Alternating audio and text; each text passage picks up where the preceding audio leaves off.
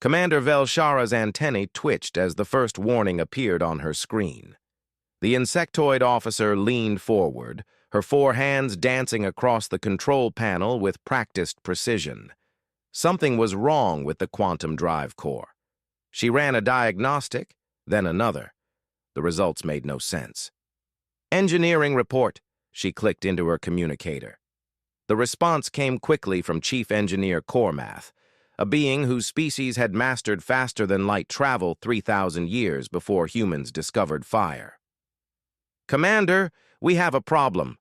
The quantum drive is showing cascade failures across multiple systems. Velshara felt her blood chill. Cascade failures were every spacer's nightmare. One small problem triggers another, which triggers another, until the whole system collapses like dominoes falling in sequence. She pulled up the engineering readouts on her main screen. Red warnings bloomed across the display like poisonous flowers. The Harmonious Accord was one of the Galactic Coalition's finest vessels. 47 different species had contributed to its design, each adding their most advanced technology. The ship carried delegates to the Outer Rim Peace Summit, representatives from across known space, and now, in the void between stars, it was dying. "How long do we have?" Velshara asked. There was a pause. She could hear frantic discussion in the background, multiple voices speaking in different languages, all running through the ship's translation system. Finally, Cormath responded. 4 hours and 42 minutes until total systems collapse. Maybe less. Velshara stood and addressed her bridge crew. "All senior staff to the conference room. Now." Within minutes, the room filled with the galaxy's finest minds. Cormath was there, his crystalline body refracting the light into rainbow patterns. Beside him sat Quil Thran, a young Thelnara whose species could calculate quantum probabilities in their heads. The medical officer, the security chief, the navigation specialist, all brilliant, all experienced, all wearing expressions of deep concern. "Options," Velshara demanded. Cormath projected a hologram of the ship's systems into the center of the table. The initial failure occurred in a redundant power relay. Normally, this would be insignificant, but the damage propagated through our integrated systems. Every time we fix one problem, it creates 3 more. The ship is too sophisticated, too interconnected. We cannot isolate the failures. "Can we repair the drive?" asked the security chief. "We have tried 17 different solutions," Quil Thran said softly, his large eyes reflecting the hologram's red warnings. "Each one fails. The mathematics are clear. We cannot stop the cascade with conventional methods." The room fell silent. Outside the window, stars hung motionless in the black. They were so far from any system that even at light speed rescue would take weeks. The Harmonious Accord would be a frozen tomb long before help arrived. "We must evacuate," Velshara said finally. "Prepare the escape pods. We will send distress signals and hope—" "Excuse me?" The voice came from the back of the room. Every head turned. Dr. Sarah Chen stood near the doorway, her small human frame almost lost among the larger species. Beside her stood Marcus Webb, another human, his arms crossed over his chest. They were the lowest-ranking delegates aboard, from a species barely 200 years into space travel. What were they even doing here? "This is a senior staff meeting," Cormath said, not unkindly. "We appreciate your concern, but—" "I think I know what's wrong," Sarah interrupted. She walked forward, her steps confident despite the stares. "And we can fix it." Velshara's antennae straightened in surprise. "Dr. Chen, I understand you are a cultural anthropologist. While we value all perspectives—" "I was a mechanical engineer before I switched fields," Sarah said. She gestured to Marcus. "And Webb here was a combat engineer in the Sol Defense Fleet. We've both kept ships running when they had no right to still be flying." Quil Thran's expression shifted to something that might have been pity. "Dr. Chen," With respect, we have engineers from species with 10,000 years more technological advancement than humanity. If we cannot solve this, that's exactly the problem, Marcus cut in. His voice was rough, scarred from years of shouting over engine noise. You're all too advanced. Your ships never break. Or when they do, you replace the whole system. You don't know how to fix things with wire and hope. Impossible, Cormath said flatly. Our analysis is complete. The cascade cannot be stopped. Sarah pulled out a small tablet and tossed it onto the conference table. Your drive core has a fracture in the tertiary power coupling, microscopic, probably from a manufacturing flaw. It's bleeding energy into adjacent systems, but your sensors can't detect it because it's below the threshold your species considers relevant. The cascade isn't random. It's radiating from that single point. The room erupted in discussion. Quill Thran pulled up the schematics, running calculations. Even if you are correct, we cannot repair such a component while the drive is active, and if we shut down the drive, we die faster. Yeah, we know, Marcus said, but we can stabilize it. Won't be pretty and it definitely won't meet your safety standards, but it'll keep you alive. Velshara looked at the human pair. They stood calm and certain while the galaxy's greatest minds had been panicking. It went against every instinct to trust them. But what choice did she have? You have 3 hours, she said. If you fail, we evacuate. If you succeed, she paused, considering the political nightmare this would create. We will discuss compensation. Sarah grinned. We'll take a beer and a thank you. Now clear everyone out of engineering. We work better without an audience. As the room emptied, Velshara watched the two humans walk toward the engineering section. She had just bet every life on this ship on 2 representatives from one of the youngest species in the coalition. Either she was a visionary or a fool. She would know which in 3 hours. The engineering bay of the Harmonious Accord was a cathedral of technology. Sleek panels covered every surface, displaying data in 6 different languages simultaneously. The quantum drive core pulsed in the center, a sphere of contained energy that bent space itself. Right now, that sphere flickered like a dying star. Sarah and Marcus stood at the entrance, taking it all in. Behind them, Cormath hovered nervously. I must insist on observing, the crystalline engineer said. For safety protocols. No, Marcus said firmly. You stay outside. We can't work with you second-guessing every move. But regulations clearly state, your regulations are about to kill everyone on this ship, Sarah said, already pulling tools from her belt. We've got 2 hours and 47 minutes. Either trust us or don't, but make the choice now. Cormath's body chimed with distress, light patterns flickering through his crystalline form. But he stepped back. The door sealed behind the humans.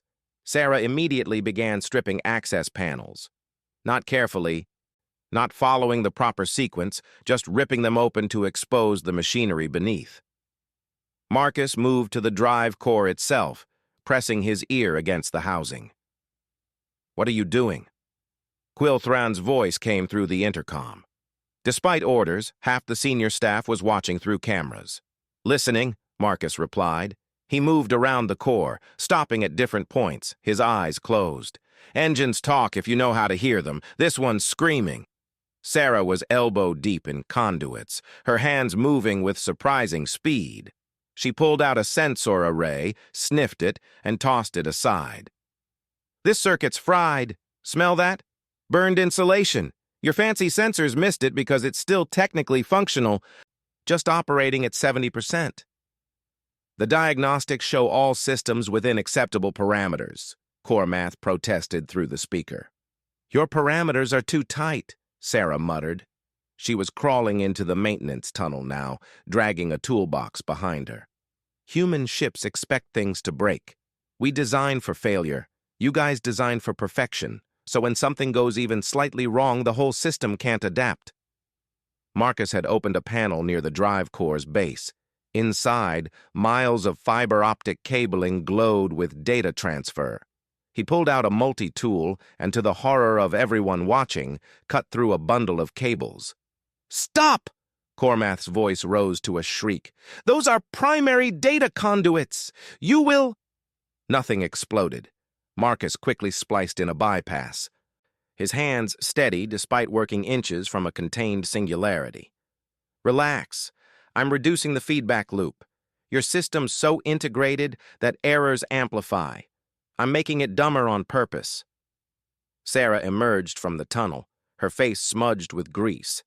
In her hands, she held a component that looked like a crystal flower. "Found it.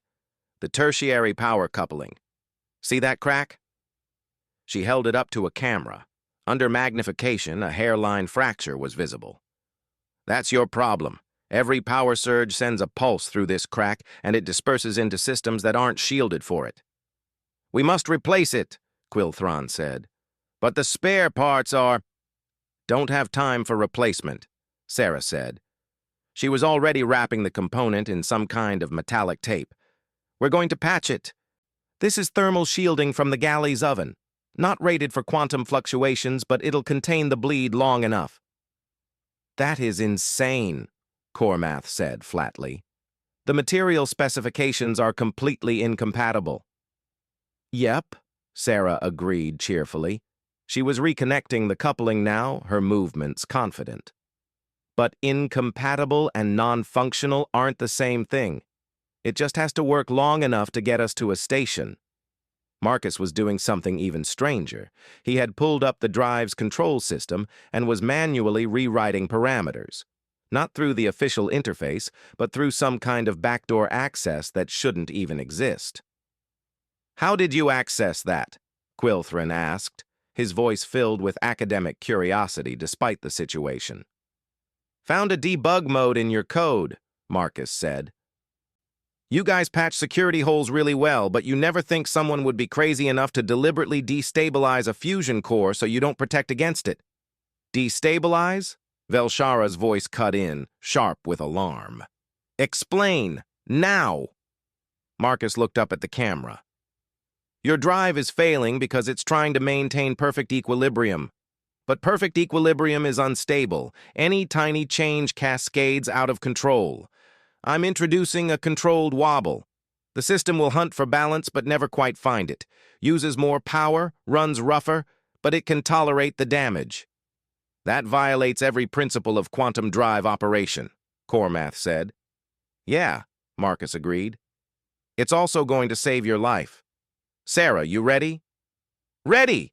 she called from across the engineering bay. She had reconnected the patched coupling and was now physically bracing it with a metal rod scavenged from somewhere. "This is held together with tape, prayer, and spite. Don't ask me to explain it to an engineer." "On 3, Marcus said. His finger hovered over the control panel. 1, 2, 3. He activated the new parameters. The drive core shuddered. Alarms screamed. The whole ship groaned, metal stress singing through the hull. Everyone watching held their breath. The sphere flickered once, twice, 3 times. Then it stabilized. Not the smooth, perfect glow it had before. Now it pulsed irregularly like a heartbeat. But it was steady. Sarah checked her readings. "We've got 23% efficiency. Life support is stable. We can make maybe 1/10 light speed. Enough to reach the nearest station in about 3 weeks." Marcus wiped sweat from his forehead. Could have been worse. The intercom was silent. Then Velshara's voice came through, carefully controlled. "Dr. Chen, Mr. Webb, report to the bridge." As they walked through the corridors, crew members stepped aside, staring at them. Some with respect, some with horror, some with confusion. When they reached the bridge, Cormath was there, his crystalline body dim with exhaustion. "What you did, it should not work. The mathematics say it should have destroyed the ship." Sarah shrugged. "Math is great, but sometimes you need to just try things and see what happens." Velshara looked at her senior staff, then back at the humans. "You saved us, using methods that every expert on this ship said were impossible." She paused. I think we need to reevaluate our understanding of engineering. Marcus grinned. Or you could just call a human next time something breaks. 3 days into their slow journey, the harmonious accord felt different. The smooth hum of perfectly balanced systems had been replaced by a rhythmic pulse that vibrated through the deck plates. Some crew members found it unsettling, others oddly comforting. In the observation deck, Quilthron sat with his eyes closed, feeling the vibrations. Sarah found him there, holding 2 cups of something the galley claimed was coffee. "It is fascinating," the young Thelnara said without opening his eyes. "The drive should not function this way, yet it does. I have run the calculations 47 times. Each time, they predict catastrophic failure. Each time, reality disagrees with mathematics." Sarah handed him a cup and sat down. "That's because you're calculating what should happen, not what does happen. Real things are messier than theory." "But how did you know?" Quilthron opened his eyes, fixing her with an intense stare. "How did you know the controlled instability would work when every principle of quantum physics suggested otherwise?" Sarah thought about it, watching stars crawl past the window at their reduced speed. "On my home colony, we had a terraforming processor that kept breaking down. Engineers from Earth would visit, run their diagnostics, and say everything was within parameters, but it still broke. So I started just watching it, listening to it. After a while, I could tell when it was about to fail just by the sound it made." "That is not logical," Quilthron protested. "Sure it is. Just a different kind of logic. Pattern recognition instead of calculation." She sipped her coffee. "Your species is so good at math that you forgot how to guess. And sometimes, guessing is faster than calculating." Across the ship, Marcus was in the crew quarters when Cormath found him.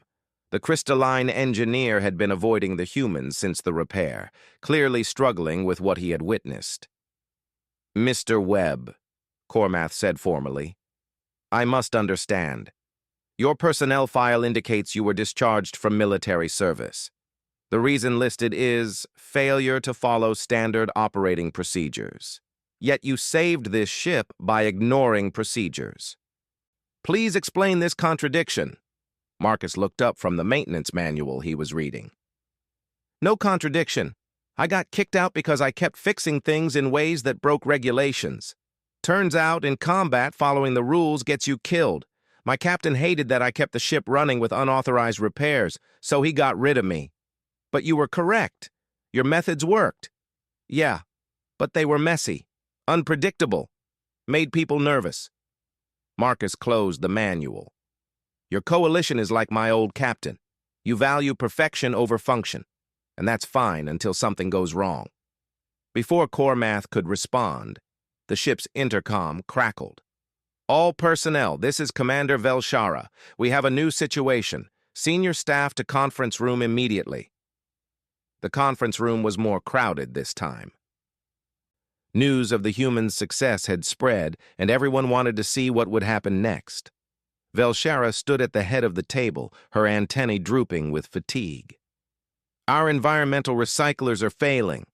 Not catastrophically, but we are losing efficiency. In 4 days, we will not have enough oxygen for all crew members." The environmental officer, a Shardkai named Christel, projected a hologram. "The system is degrading. We believe it is secondary damage from the initial cascade failure. We have attempted standard repairs, but like the drive core, the problems multiply faster than we can address them." Silence filled the room. Then every eye turned to Sarah and Marcus. "Oh no," Sarah said, raising her hands. "We're not miracle workers. The drive was luck as much as skill." "Please," Christel said quietly. Her crystalline body chimed with distress. "I have exhausted every option. If you could merely examine the system—" Marcus sighed. "Show us." The recycling bay was a maze of pipes and filters. The air smelled wrong, too metallic, too sharp. Sarah walked through it slowly, running her hands along the pipes, occasionally stopping to listen at connection points. "Your filtration is too fine," she said finally. "You're trying to remove every single contaminant, but some contaminants are fine. They're just molecules. The system is clogging because it's catching stuff that doesn't need catching." "But purity standards require," Christelle began. "Forget purity standards," Marcus interrupted. He was examining a filter array. "We're not running a laboratory. We need breathable air, not perfect air.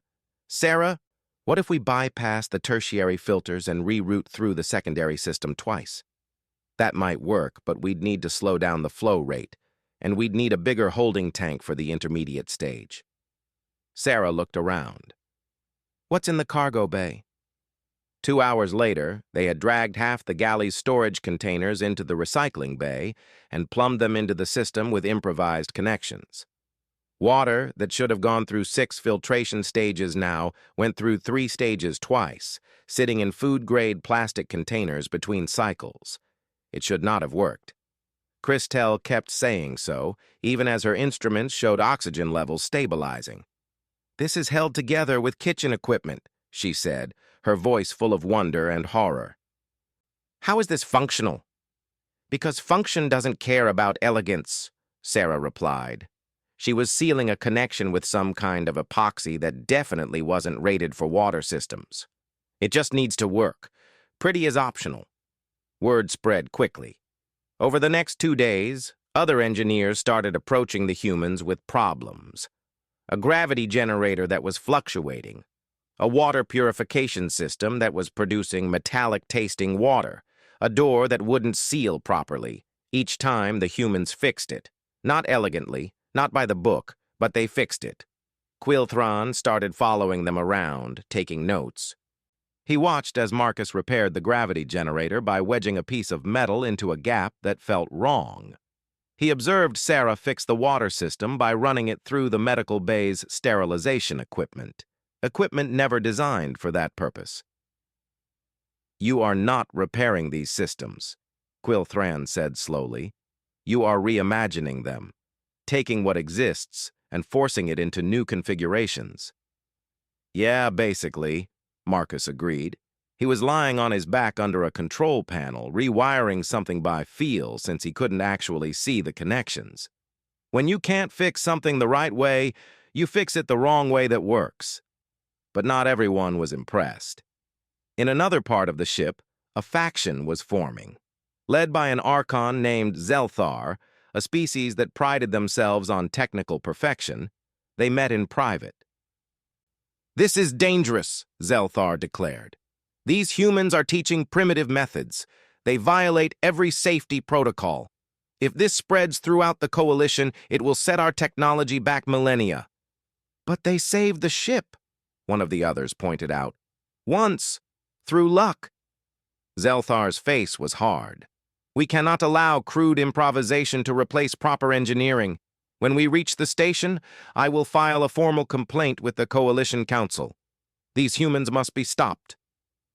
On the bridge, Velshara was having similar thoughts, but arriving at different conclusions. She watched the humans work through the security cameras, seeing them laugh and joke while elbow-deep in machinery that terrified trained engineers. "They are changing how we think," she said quietly to her second-in-command. "Is that good or bad?" "Commander?" Velshara's antennae twitched in the gesture her species used for uncertainty. "I do not know, but I think we need to find out." By the end of the first week, the Harmonious Accord looked like a different ship. Makeshift repairs covered every major system. Pipes that should have been hidden behind panels now ran exposed along corridors. Control systems hummed with jury-rigged connections.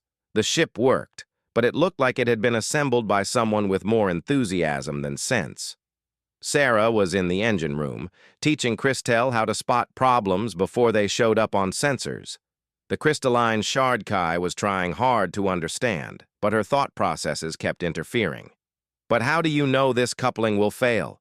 Christelle asked, her body chiming with frustration. "The diagnostic shows 97% efficiency. See this discoloration? Sarah pointed to a barely visible mark on the metal. That's heat stress. It's fine now, but in another 2 days it'll crack. Better to replace it now while we have time. My species can calculate structural integrity to 12 decimal places. We do not need to rely on visual inspection. Your species can calculate what should happen to perfect materials, Sarah corrected gently. But nothing is perfect. Everything has flaws. You need to learn to see the real thing, not the ideal version. Across the ship, Marcus was running an impromptu class in the cargo bay. 7 engineers from different species sat around him, watching as he deliberately broke a power relay and then fixed it with completely inappropriate parts. The official repair requires a Type 7 connector, Marcus explained, holding up a component. But we don't have one, so we use a Type 4 connector, wrap it in insulation, and bridge the gap with wire. Is it rated for this? No. Will it work? Yes. Will it last? Long enough? But safety regulations, began an engineer from a species Marcus couldn't pronounce. Will get you killed if you follow them blindly, Marcus interrupted. Regulations assume you have proper parts and proper time. In an emergency, you have neither. You have what's in front of you and whatever's in your head. That's it.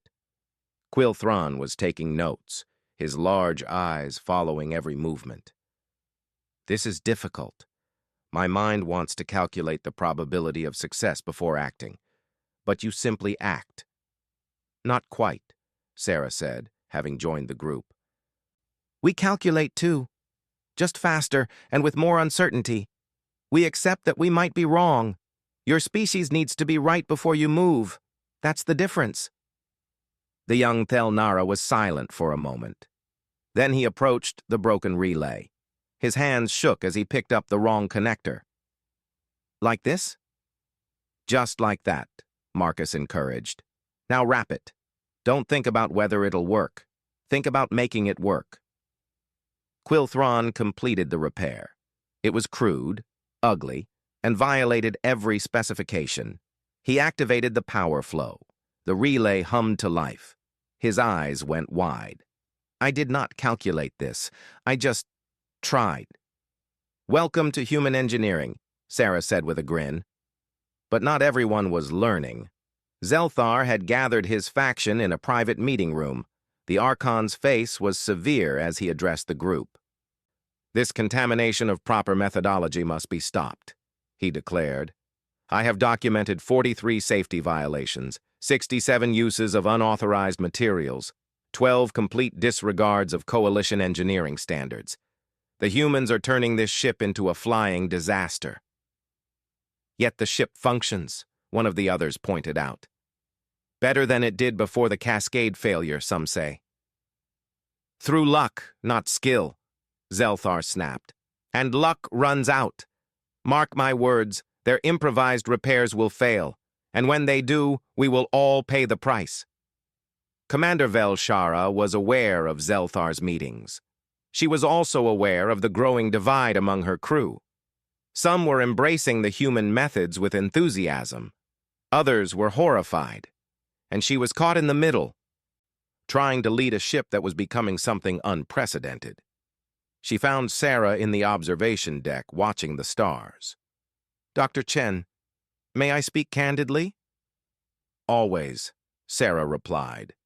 You are changing my crew. Half of them now question everything they were taught. The other half thinks we are embracing dangerous primitiveness. I do not know which group is right. Sarah considered this. Can I tell you a story? When humans first went to space, we had terrible accidents. Ships exploded. People died. Because we didn't know what we were doing, we learned by failing. Every human ship has the memory of those failures built into it. We design for things to go wrong because we remember when they did. And the coalition? Your coalition learned everything from species that had already figured it out. You inherited perfection. That's amazing, but it also means you never learned to fail safely. When something goes wrong, you panic, because it's not supposed to happen. Velshara's antennae drooped. You think we are too advanced for our own good. I think you're advanced in one direction and inexperienced in another, like a brilliant scientist who never learned to cook. Sure, you can calculate the chemistry of bread making, but can you save a loaf that's starting to burn? Sarah turned to face the commander. We're not better than you. We're just different. And maybe, between your perfection and our improvisation, there's something new. On the 10th day, disaster struck. The ship's power distribution network suffered a critical failure.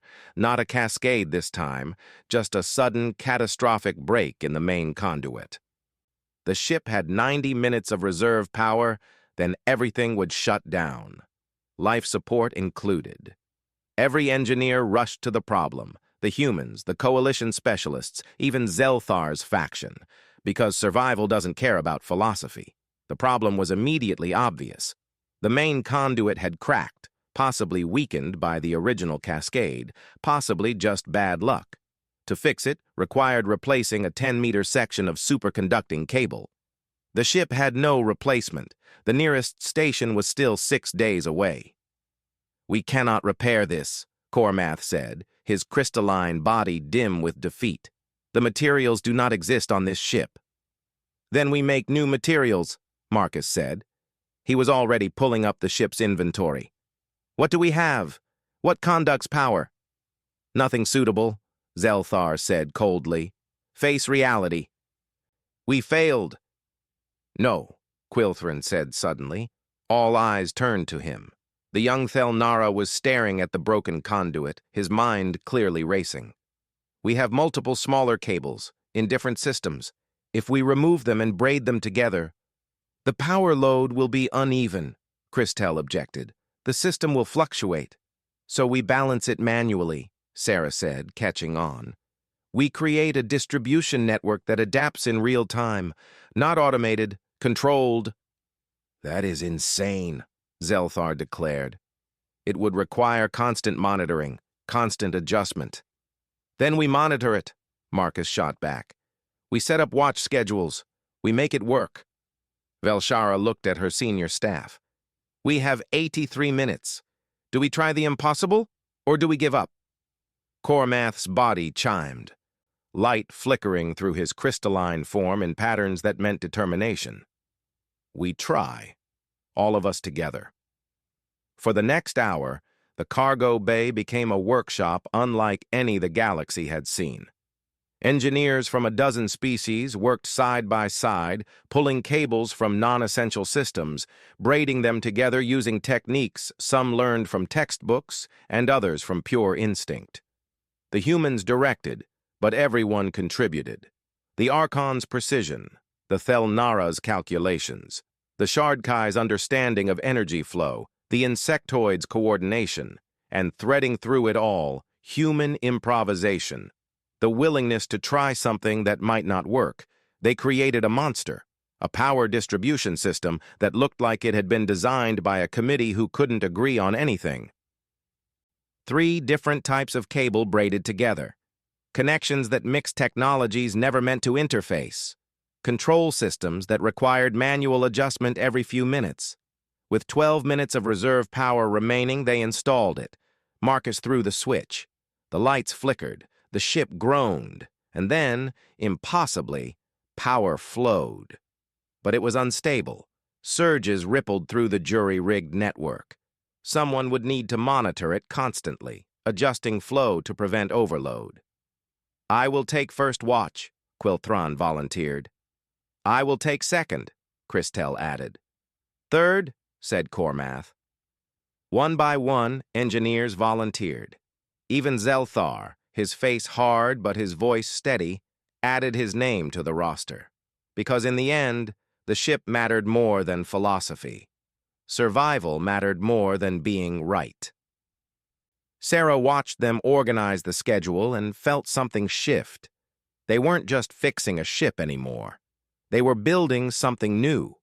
Outpost Meridian appeared on the view screen like a jewel in the void. The station was a coalition engineering hub, a perfect ring of gleaming metal where ships came for repairs and refits. It represented everything the coalition believed in: precision, perfection, predictability. The harmonious Accord limped into docking range, looking like it had been through a war. Exposed cables ran along the hull where panels should have been. The drive core's irregular pulse was visible as a flicker in the ship's energy signature. Even from a distance, it was clear this ship was not operating within normal parameters. Outpost Meridian, this is the Harmonious Accord, Velshara transmitted. Requesting emergency docking and engineering support. The response came quickly. Accord, we have you on scopes. Please confirm. Are you experiencing active system failures? Your energy signature is highly irregular. Negative. Systems are functioning. Just not conventionally. There was a pause. Understood. Proceed to Dock 7. Engineering team will meet you on arrival. As the ship made its final approach, Sarah and Marcus stood in the observation deck with Quilthron, Christelle, and Cormath. The senior engineering team had become something like friends over the past 3 weeks. They are going to be horrified, Cormath said quietly, his crystalline body chiming with amusement. Official inspectors do not appreciate creativity. They're going to condemn the whole ship, Christelle added. I have documented 417 violations of Coalition engineering codes. 417 successful violations, Marcus corrected. We made it. That counts. Quilthron was silent, his large eyes watching the station grow closer. Finally, he spoke. What we did here, it changes things, not just for this ship, for how we think about problems. Sarah nodded. The question is whether the Coalition wants to change. They got their answer quickly. The moment the docking clamps secured, a team of station engineers boarded. Their leader, a severe-looking Archon named Peldar, carried a datapad and an expression of deep disapproval. Commander Velshara, he said formally, I must inform you that this vessel is in violation of... He consulted his pad. 643 separate safety regulations. It should not have been operated in this condition. And yet, Velshara replied calmly, it brought us here safely. Peldar's inspection tour of the ship was painful to watch. He documented every improvised repair, every unauthorized modification, every violation of proper procedure. His face grew progressively more horrified as the tour continued. In the cargo bay, he stared at the braided power distribution system. This is held together with cables from 3 different systems. The load balancing is manual. This is functional, Marcus suggested. Insane, Peldar finished. He turned to Velshara. Commander, I must recommend this entire vessel be scrapped. The cost to return it to proper standards would exceed the cost of a new ship. Before Velshara could respond, alarms blared throughout the station. Emergency lights flashed. Over the station-wide intercom came an urgent announcement. All personnel, this is Station Control. The science vessel Quantum Dawn has issued a distress call. They are experiencing catastrophic systems failure. All available ships are requested to assist. Peldar's pad chirped with the details. His face went pale. The Quantum Dawn is one of our newest vessels. State-of-the-art technology.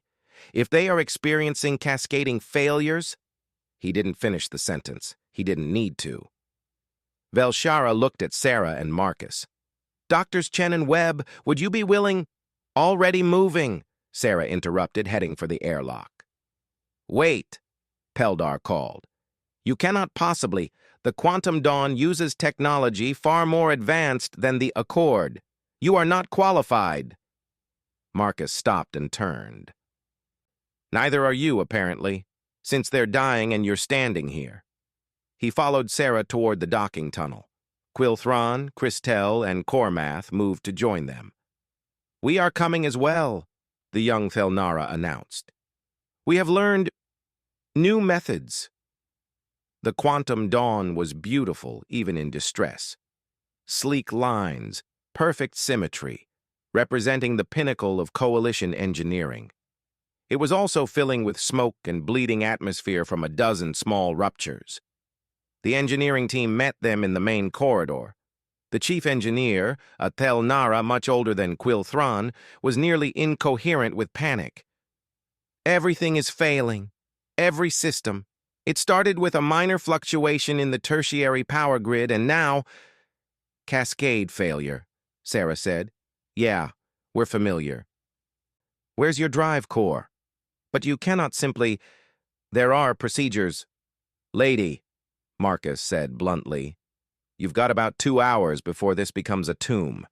You want procedures or you want to live?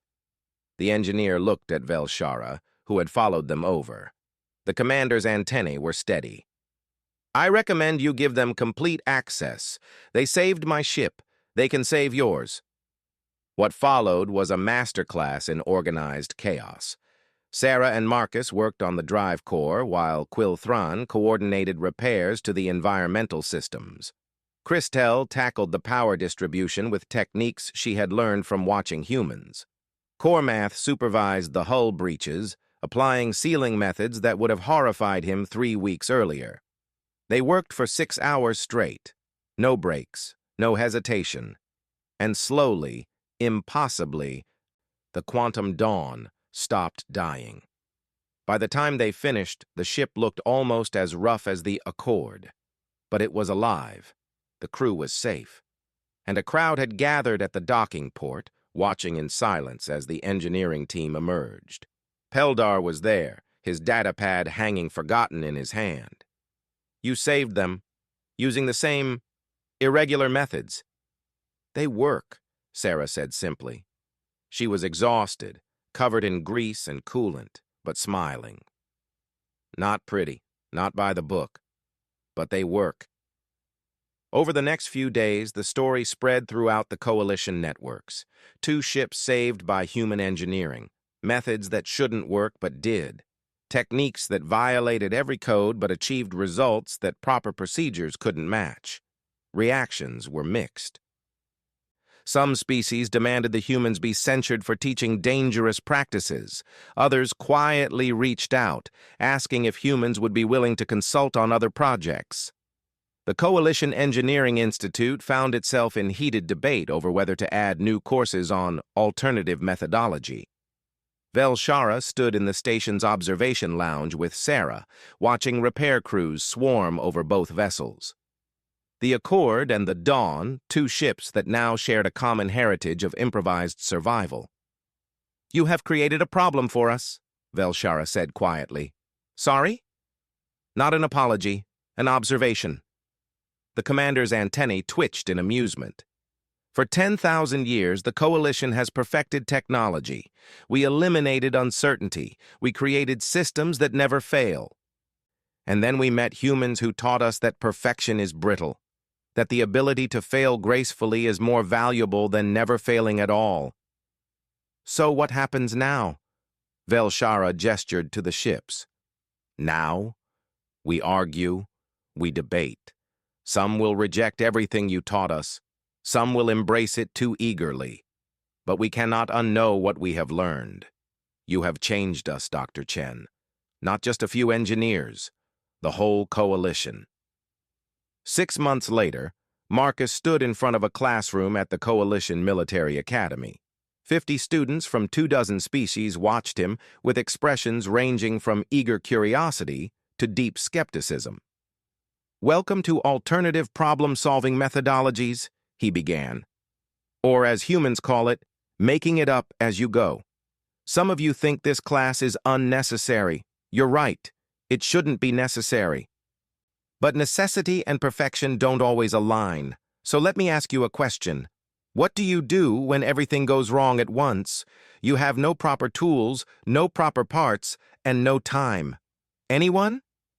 A young Archon raised a hand hesitantly. You improvise? Marcus grinned. Close.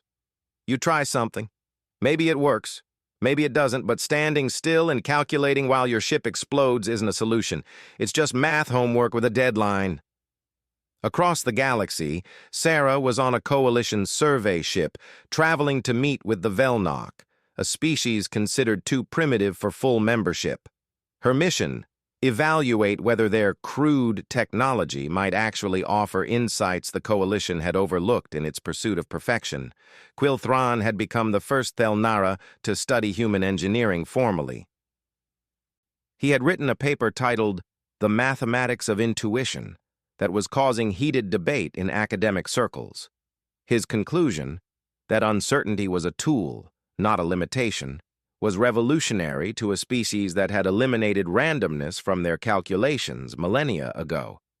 And Zelthar, who had opposed the humans so strongly, found himself in a strange position. Assigned to review the Accord's repairs for the official record, he spent 3 months analyzing every improvised fix. His report was expected to condemn them. Instead, he wrote, "The human repairs violate 643 regulations. They also represent a functional philosophy we have forgotten, that survival matters more than specifications. I recommend we study their methods, not to replace our standards, but to complement them. Perfection is our strength. Adaptation is theirs. Together, they may create something greater than either alone." The report caused a sensation. Half the council praised it, half condemned it, but no one could ignore it. On Outpost Meridian, the harmonious Accord finally completed its refit. The engineers had argued for months about whether to remove the human modifications. In the end, they kept most of them, incorporating them into the official design.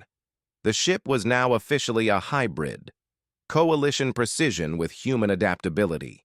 When it left the station, it carried a new designation on its hull, Accord Variant, the first of what would become an entire class of vessels designed to embrace both perfection and improvisation.